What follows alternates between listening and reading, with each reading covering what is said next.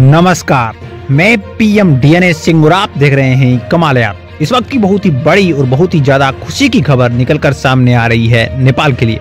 और ये खबर जुड़ी हुई है नेपाल की इंडस्ट्री से, जिसने आज भारत की यमुना नगर इंडस्ट्री को भी पीछे छोड़ दिया है। और अब खुद नेपाल की ये इंडस्ट्री भारत को यहाँ पे प्रोडक्ट दे रही है, ऐसे कहें निर्यात कर रही है। और बहुत ज़्यादा मात्रा के अंदर ये इंडस्ट्री यहाँ पे नेपाल की पूर्ति भी कर रही है।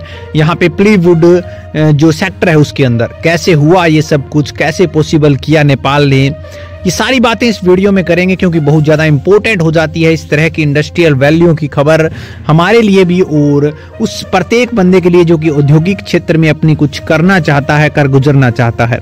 तो वीडियो के अंत तक बने रहिए और अगर आप चैनल पर नए हो तो चैनल को सब्सक्राइब करके बेल आइकन दबा लीजिए ताकि आपको अगला अपडेट भी सबसे पहले मिलकर। चलिए वीडियो को शुरू करते हैं।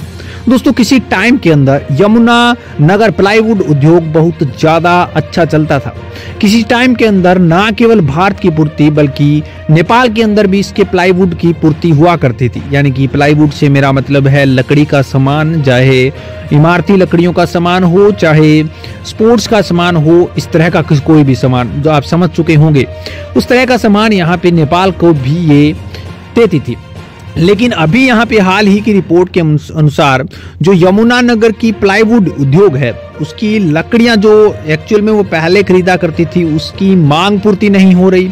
इसके कारण उसे लकड़ियों को जो क्वांटिटी है वो उसको बढ़ाने के लिए क्वालिटी को कम करना पड़ा। और उसी की बदौलत यहाँ पे प्रतिस्पर्धा या फिर कहें कि कंपटीशन में जो दोनों कंपनियां थी, केरल और नेपाल, वो यहाँ पे आगे निकलती हुई दिखाई देने लगी।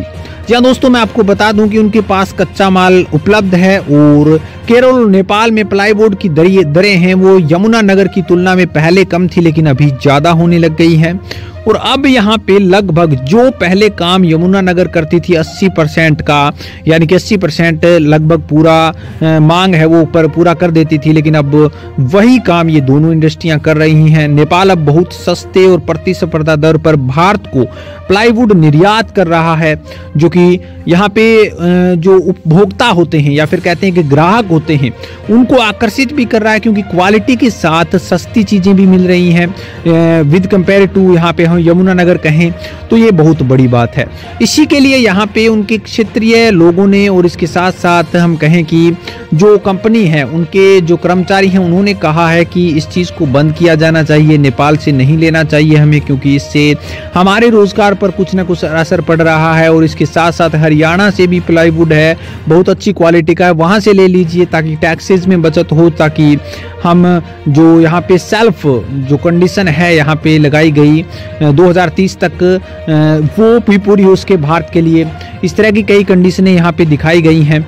लेकिन कहीं ना कहीं देखा जाए तो ये चीज़ बहुत बढ़िया मुझे लगी, क्योंकि पहले जिस तरह से सबसे पिछड़ा देश हम कह सकते हैं बिजली के मामले में नेपाल आज से 10 साल पहले, और आज यहाँ पे सबसे आगे वाला देश कह सकते हैं, एक नंबर पर कह सकते हैं एशिया के अंदर, क्योंकि आज निर्यात कर रहा है।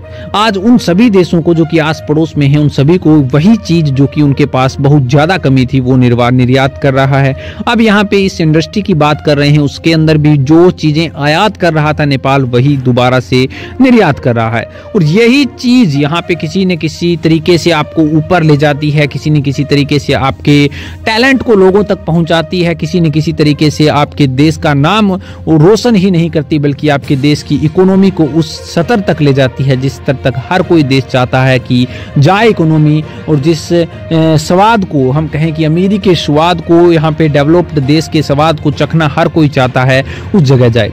और इसके ये छोटे छोटे स्टेप ही काम आते हैं जो कि शुरुआत हो चुकी है।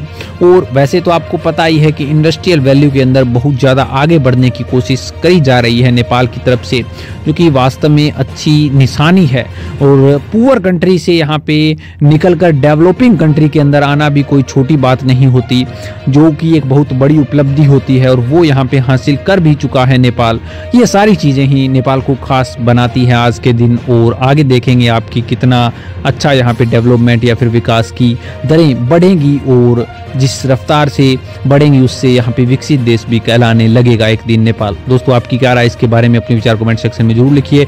चलिए आज के लिए आगे को नया अपडेट मिलता है फिर आपके सामने हाजिर होंगे। तो वीडियो को लाइक कीजिए, शेयर कीजिए और अगर आप चैनल पर नए हो तो चैनल को सब्सक्राइब करके बेल आइकन दबा लीजिए ताकि आपको अपडेट भी सबसे पहले मिल सके।